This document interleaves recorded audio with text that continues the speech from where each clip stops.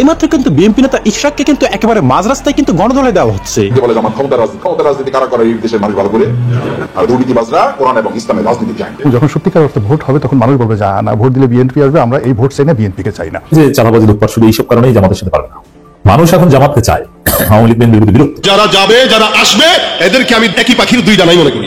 জামাতের যে meticulous political plan আগামী দিনের রাষ্ট্র ক্ষমতায় যাওয়া এক হাত থেকে আরেক হাত দখলে চলে গেছে। আসসালামু আলাইকুম সম্মানিত প্রিয় দর্শক, এবার কিন্তু জামায়াত শিবিরের তোপের মুখে পড়েছেন বিএনপি নেতারা। কারণ জামায়াত বিএনপি দ্বন্দ্বের মধ্যে কিন্তু এবার ইসলামকে টেনে এনে মারাত্মক ভুল করেছেন বিএনপি নেতারা, যার ফল হিসেবে কিন্তু বিএনপিকে এই মুহূর্তে সবাই পরিত্যাগ করছেন, যার কিন্তু বড় একটা সুবিধা নিচ্ছে জামায়াত ইসলামী। তবে কি এবারের নির্বাচনে অন্যরকম একটা প্রেক্ষাপট তৈরি হবে? হ্যাঁ দর্শক, এবার কিন্তু ঘুরে যেতে পারে ক্ষমতার চাকা, কারণ বিএনপি জামায়াতের বিরোধের মধ্যে কিন্তু অনেকটা এগিয়ে আছেন জামায়াত ইসলামী। তাই দর্শক অনুরোধ করবো আমাদের আজকের এই গুরুত্বপূর্ণ ভিডিওটি না টেনে একেবারে সম্পূর্ণ দেখবেন, তবে কিন্তু আপনি আজকের ভিডিওর বিস্তারিত একেবারে সম্পূর্ণ ভালো করে বুঝতে পারবেন। তবে চলুন দর্শক, আপনার মূল্যবান সময়টি আর নষ্ট না করে আমরা সেই গুরুত্বপূর্ণ ভিডিওটি আগে দেখে আসি। আমরা কি সংসদে জামাতকে নেবো না ইসলামকে নেবো? এই জন্য আমাদেরকে বলে জামাত ক্ষমতার রাজনীতি কারা করে, এই দেশের মানুষ ভালো করে। জামাত ক্ষমতার রাজনীতি করে না, জামাত ইসলামকে ক্ষমতায় নেওয়ার রাজনীতি করে। যদি তাই না হতো তাহলে বহু আগে জামাত ইসলামে আপনাদের ক্ষমতায় যাওয়ার মতো সুযোগ জামাতের হাতে এসেছে। জামাত ক্ষমতা না নিয়ে আপনাদেরকে ক্ষমতায় যাওয়ার সুযোগ করে দিয়েছিল দেশ এবং জাতি ইসলামের প্রয়োজনে, বরং সেই প্রয়োজনকে পূরণ না করে দেশ এবং জাতির মানুষের সাথে বেইমানি করা হয়েছে। নবী মুহাম্মদ রাসূলুল্লাহ সাল্লাল্লাহু আলাইহি ওয়াসাল্লাম যদি শুধু মসজিদে নববী চালাতেন, মসজিদে নববীকে রাষ্ট্র হিসেবে, ওটাকে গণভবন বঙ্গভবন হিসেবে না বানাতেন, তাহলে আমরাও শুধু মসজিদে ইমামতি করতাম, আমরা রাষ্ট্র পরিচালনার কোনো চিন্তা করতাম না। কিন্তু প্রিয় নবী মুহাম্মদ রাসূলুল্লাহ সাল্লাল্লাহু আলাইহি ওয়াসাল্লামের দাওয়াতের মধ্যে শুধু কি ইমামতির দায়িত্ব ছিল নাকি রাষ্ট্র পরিচালনার আহ্বান ছিল? কাফির মুশরিকদের সাথে রাসূল সাল্লাল্লাহু আলাইহি ওয়াসাল্লামের সংঘাত হয়েছে কি শুধু মসজিদে নামাজ পড়ার জন্য নাকি রাষ্ট্রের আল্লাহর জমিন আল্লাহর দ্বীন বিজয়ের জন্য? আপনিও আজকে সিদ্ধান্ত নেন যে আমার গণভবন এবং বঙ্গভবন নিয়ে, আমাদের সংসদ ভবন নিয়ে কোনো টার্গেট নাই। কালকে থেকে আপনার এই পৃথিবীতে কোনো শত্রু। আমি মাঝে মধ্যে বলি, কেন বুঝেন না আপনি? আমার দাওয়াতের মধ্যে এটা থাকবে। আমার দাওয়াতে অবশ্যই পরিষ্কারই ঘোষণা থাকতে হবে। শুধু বক্তৃতায় সুদ বন্ধ হবে, শুধু বক্তৃতায় ঘুষ বন্ধ হবে, শুধু বক্তৃতায় ধর্ষণ বন্ধ হচ্ছে। তাহলে ইসলাম এটাই বলে যে আল্লাহ তাআলা যে চমৎকার বিধান দিয়েছেন, এই বিধান বাস্তবায়ন করতে হলে এই বিধানের আলোকে তৈরি হওয়া কিছু মানুষ সংসদে গিয়ে এই আইন পাশ করার মধ্য দিয়েই কেবল আমাদেরকে আল্লাহর জমিন আল্লাহর দ্বীন বাস্তবায়ন। এটাকে যদি if this means politics then this is our, যদি এটাকে আপনি রাজনীতি মনে করেন তাহলে এটাই আমাদের রাজনীতি, এটাই আমাদের রাজনীতি। আমাদের ইসলামের এই রাজনীতি, এই অর্থে রাজনীতিতে হলো নীতির রাজা, ফাঁসের রাজা, নাস্তির রাজা, পথের রাজা। সব যদি রাজ হয় তাহলে নীতির রাজা কি দুর্নীতি হবে না রাজনীতি হবে? যে রাজনীতিতে ইসলাম নাই, কোরআন নাই, ওটা রাজনীতি, ওটা দুর্নীতি। চোরেরা আছে, এরা কোরআনের রাজনীতি ইসলামের রাজনীতি চায় না, এই জন্য যে প্রথম হাতটা তার কাটা যাবে। দর্শকরা ইসলামের রাজনীতি এই জন্য চায় না যে প্রথম পাথরটা তাকে হত্যা করা হবে। সন্ত্রাসীরা পুলিশ চায় না, আর দুর্নীতিবাজরা কোরআন এবং ইসলামের রাজনীতি চায় না।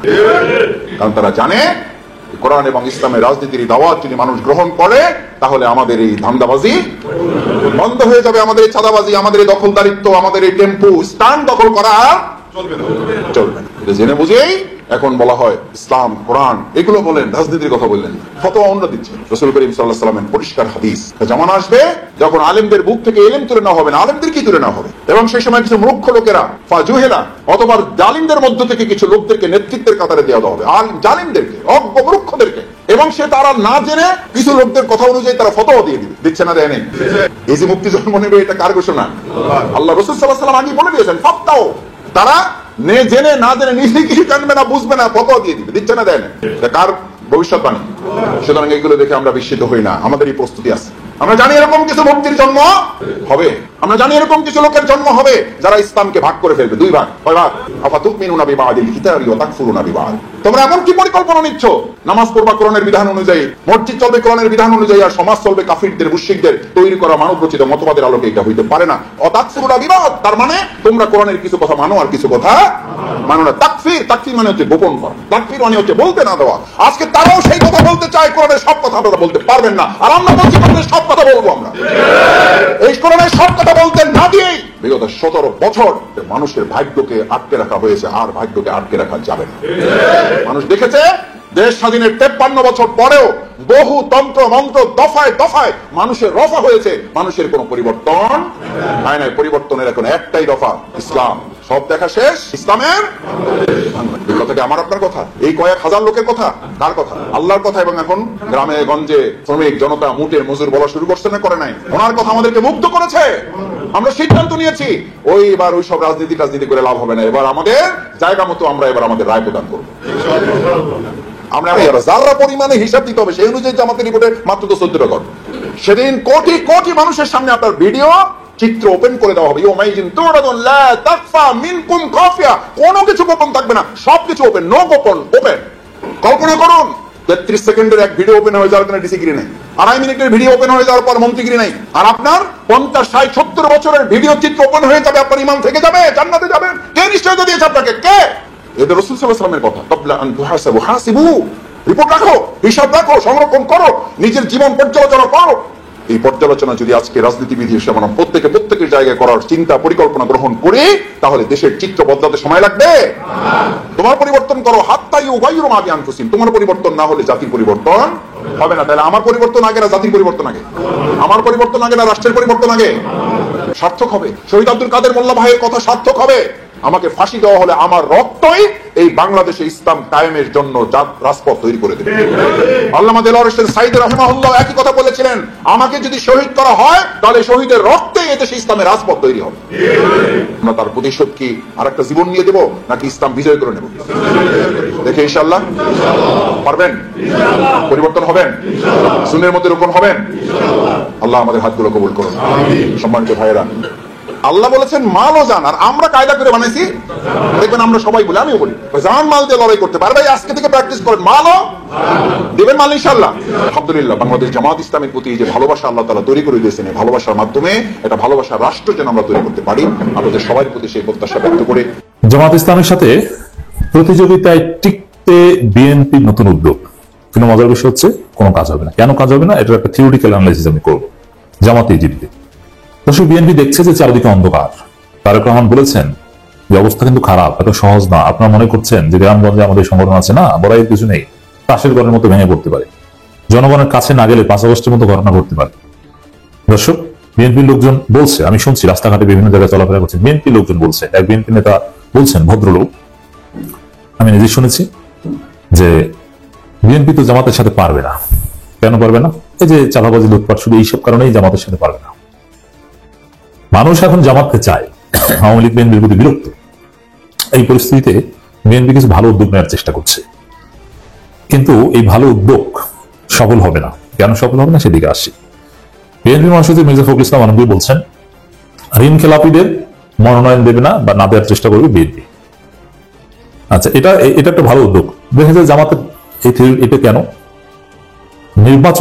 নির্বাচনী রাজনীতিতে বা রাজনীতিতে আপনার যদি টিকে থাকতে হয়, আপনার সাথে খারাপ প্রতিপক্ষ লাগবে। আপনার প্রতিপক্ষ যদি আপনার সাথে ভালো হয়, তাহলে তো আপনি সফল হবে না। আপনার প্রতিপক্ষ আপনার সাথে খারাপ হতে হবে। এই জন্যই কিন্তু বিএনপি আওয়ামী লীগকে চায়। তা আপনার প্রতিপক্ষ আপনার সাথে খারাপ হতে হবে, ভালোভাবে খেয়াল করবেন এই থিওরি।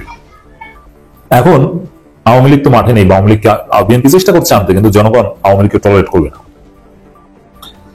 তাহলে বিএনপির প্রতিপক্ষকে জামাত ইসলাম। এখন জামাত ইসলামী নেতারা ভালো না বিএনপি নেতারা ভালো?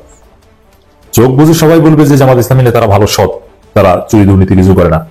আর বিএনপি নেতারা তারা দুর্নীতিবাজ, তারা ঋণ খেলাপি, ইত্যাদি ইত্যাদি, চাঁদাবাজির ভাগ নেওয়ার নেতা ইত্যাদি। এই জন্য দর্শক, ঋণ খেলাপিদেরকে বিএনপি নমিনেশন দিবে না। এই কাজ করতে গেলে এই কাজ বাস্তবায়ন করতে পারবে না। কেন বাস্তবায়ন করতে পারবে না? যে এমন একটা অবস্থা, যে বিএনপি যে সিন্ডিকেটের মধ্যে পড়েছে, যে সাইকেলের মধ্যে পড়েছে, বৃত্তের মধ্যে, ভিশাস সার্কেলের মধ্যে পড়েছে, দুষ্ট চক্রের মধ্যে পড়েছে, যে এতে বের হয়ে আসতে পারছে না। আসলে অনিবার্য ধ্বংস বা রক্তক্ষয়ী সংঘর্ষ হবে, শত শত মানুষ মারা যাবে। এই জন্য ঋণ খেলাপিদের এমন ভিশাস সার্কেলে বিএনপি পড়েছে, চাইলেও তারা ঋণ খেলাপিদের নিয়ন্ত্রণ নমিনেশন দেবে, এটা করতে পারবে না। তাহলে বিএনপির মধ্যে রক্তারক্তি, রক্তের বন্যা হয়ে যাবে, অথবা বিএনপি কয়েক ভাগে ভাগ হয়ে যাবে। এই ঋণ খেলাপিরা আলাদা দল করবে, বিদ্রোহ করবে তারা। অতএব ঋণ খেলাপি, চাঁদাবাজ, এদের বাদ দিয়ে, আর সহজ কথা ওইটি, চরমোনাই রাজিয়াতুর রহমানের বক্তব্যটা আমি রিপিট করবো, যে দুর্নীতি বন্ধ হলে বিএনপি আওয়ামী লীগ করতে নেতা খুঁজে পাওয়া যাবে না, আর চাঁদাবাজি বন্ধ হলে বিএনপি আওয়ামী লীগের কর্মী খুঁজে পাওয়া যাবে না। কারণ নেতারা রাজনীতি করে দুর্নীতির জন্য, এই ঋণ টিন নিয়ে খেলাপি এগুলো ধামাচাপা দেওয়ার জন্য, আর কর্মীরা রাজনীতি করে চাঁদাবাজির জন্য, দুনিয়াবী সুযোগ সুবিধার জন্য। অর্থাৎ এই দুইটা বন্ধ হয়ে গেলে এই সব দল এমনিতেই শেষ হয়ে যাবে। ঠিক এটাই যে ঋণ খেলাপিদেরকে বিএনপি ঠেকাতে পারবে না, হয় নমিনেশন দিতে হবে, নাহলে বিএনপি ভেঙে যাবে, বিদ্রোহ হবে, রক্তারক্তি ঘটবে, শত শত বিএনপি মারা যাবে। বুঝতে পারছেন? অতএব জামাত জিতবে। বিএনপির যেমন এই যে ছাত্র দলের অছাত্র কমিটি জাহাঙ্গীরনগর জগন্নাথের, তাদেরকে পিটাতে শিবির দরকার হয় না, ছাত্র দলই পিটায়, ছাত্র দলই তাদেরকে মেরে তাড়িয়ে দেয়। ওরকম বিএনপিকে পিটালে বিএনপি, জামাতের দরকার নেই। আর জামাত জনগণের কাছে জনগণের মন জয় করে জিতে যাবে। নির্বাচনের ঘোষণা তাড়াতাড়ি চান মির্জা ফখরুল। ত্রয়োদশ জাতীয় সংসদ নির্বাচনের ঘোষণা তাড়াতাড়ি হওয়া উচিত বলে মন্তব্য করেছেন বিএনপির মহাসচিব মির্জা ফখরুল ইসলাম আলমগীর। তিনি বলেন, নির্বাচনের মধ্য দিয়ে জনগণের কাছে যাওয়া সম্ভব, যাদের আকাঙ্ক্ষা পূরণ করা সম্ভব। আচ্ছা, নির্বাচনের আগে একটু জনগণের কাছে যান না, মধ্য দিয়ে যেতে হবে কেন? তার আগে গেলে কি আপনাকে কেউ পিটায়? দর্শক, দ্রুত নির্বাচনের তারিখ ঘোষণা চান, যাতে ঋণ খেলাপিদের পরিচয় সামনে না আসে এবং এগুলো গোপন করে এই বর্তমান বিশৃঙ্খল পরিস্থিতিতে ভোট টাকিয়ে টুকিয়ে জিততে পারে। এই তো এই কারণে দ্রুত চান, নইলে ধীরে সুস্থে সংস্কার পর্যায়ে দেন। আগামী জাতীয় সংসদ নির্বাচন ঋণ খেলাপিরা যাতে মনোনয়ন না পান সেটা নিশ্চিত করার চেষ্টা করা হবে বলে জানান মির্জা ফখরুল ইসলাম আলমগীর। মানে গ্যারান্টি দিতে পারছে না কোনো, যেমন জামাতকে যদি বলেন তারা 100% গ্যারান্টি দিবে কোনো ঋণ খেলাপি জামাতের নমিনেশন পাবে না, এটা মুহূর্তের মধ্যে আপনাকে লিখিত দিয়ে দিতে পারবে। কিন্তু মির্জা ফখরুল বলছেন যে ঋণ খেলাপিরা যাতে মনোনয়ন না পান সে চেষ্টা করা হবে, এমন গ্যারান্টি দিতে পারছে না। দুর্বলতাটা বুঝতে পারছেন? এর অর্থ হচ্ছে যে পারবে না, সম্ভব না। এই ঋণ খেলাপি দুর্নীতিবাজ এদের এই বিএনপি হয় না। 6 মাসের মধ্যে সব সমস্যার সমাধান করে ফেলা অসম্ভব। এই জন্য নির্বাচনের ঘোষণা তাড়াতাড়ি দরকার, মানে যাতে এগুলো ধামাচাপা হয়। বিএনপি নেতারা যারা 5 আগস্টের পরে ঋণ টিন নিয়েছে ব্যাংক থেকে, ওইটা খেলাপি হওয়ার মেয়াদের আগেই নির্বাচন দিয়ে দেন। এই তো যে ধান্দাবাজি জনগণ বোঝে। এই জন্য নির্বাচনের ঘোষণা তাড়াতাড়ি দরকার। নির্বাচনের মধ্য দিয়ে জনগণের কাছে সম্ভব, তাদের আকাঙ্ক্ষা পূরণ সম্ভব। বিগত 16 বছর দেশে সংসদীয় গণতন্ত্র চেষ্টা হয়নি, আবার চেষ্টাটা চালু করতে হবে কিন্তু সুষ্ঠু হতে হবে। 6 মাসের মধ্যে সব সমস্যার সমাধান সম্ভব নয়। মির্জা ফখরুল এমন বক্তব্য অন্তর্বর্তী সরকারের মেয়াদের দিকে ইঙ্গিত হিসেবে মনে করেন রহমান সোবহান। তিনি মির্জা ফখরুল উদ্দেশ্য করেন 6 মাসের মধ্যে অন্তর্বর্তী সরকারের মেয়াদ শেষ করার দাবি তারা হলো কিনা। জবাবে বিএনপি মহাসচিব হাসতে হাসতে বলেন, এটা আমাদের দলীয় কৌশল, স্ট্র্যাটেজি। তাদের দলীয় স্ট্র্যাটেজি কি এটা তো ব্যাখ্যা করেছে, যে 6 মাসের মধ্যে যাতে সবাই খেলাপি হয়ে না পারে, দামাচাপা দেওয়া যায়, এই বিশৃঙ্খল পরিস্থিতি দামাচাপা দিয়ে ভোট কেটে ডাকাতি করে নেওয়া যায়। এই জন্য হচ্ছে 6 মাসের দাবিটা আমরা বুঝি। অর্থ পাচারকারীদের আবার নির্বাচনে দাঁড়ানোর সম্ভাবনার বিষয়টি প্রশ্ন উঠেছে। জবাব মির্জা ফখরুল বলেন, এই সন্দেহ একেবারে অমূলক নয়, তারা যাতে নির্বাচনে প্রার্থী হতে না পারেন সেই চেষ্টা চালিয়ে যেতে। দেখেন, যুবদলের সভাপতি নিজেই 180 কোটি টাকা এসালম গ্রুপ থেকে ঘুষ নিয়ে ইসলামী ব্যাংকে আগুন জ্বালিয়ে দেওয়ার কন্ট্রাক্ট নিয়ে 200 কোটি টাকা নিয়েছে, 180 কোটি টাকা পাচার করেছে, অর্থ পাচার করেছে। এখন তাকে কি নমিনেশন দেওয়া থেকে বঞ্চিত করতে পারবে বিএনপি? পারবে না। অতএব এই বিএনপি পারবে না। যাই হোক দর্শক, মূল কথা হচ্ছে এটাই যে বিএনপি জামাতের সাথে প্রতিযোগিতায় টিকতে নানান উদ্যোগ নিচ্ছে, যে না ঋণ খেলাপিদেরকে নমিনেশন দেওয়া হবে না, চাঁদাবাজদের বিরুদ্ধে নানান পদক্ষেপ দেখাবে, কিন্তু দিন শেষে এটা কোনো সফল পদ্ধতি নয়। বিএনপির সিস্টেমই হচ্ছে সমস্যা। এই বিএনপি জামাতের সাথে পারবে না। নতুন বাংলাদেশে বিএনপি খাওয়া নেই। দর্শক, আপনাকে অসংখ্য ধন্যবাদ জানাই সম্পূর্ণ ভিডিওটি শেষ পর্যন্ত দেখার জন্য এবং এই ভিডিওতে আলোচিত বিষয়গুলি শোনার পর আপনার কি মনে হয়েছে? কারা আসতে পারে আগামীতে ক্ষমতায়, জামায়াত নাকি বিএনপি? দর্শক, কমেন্ট করে জানিয়ে দিন আপনার মূল্যবান মতামতটুকু।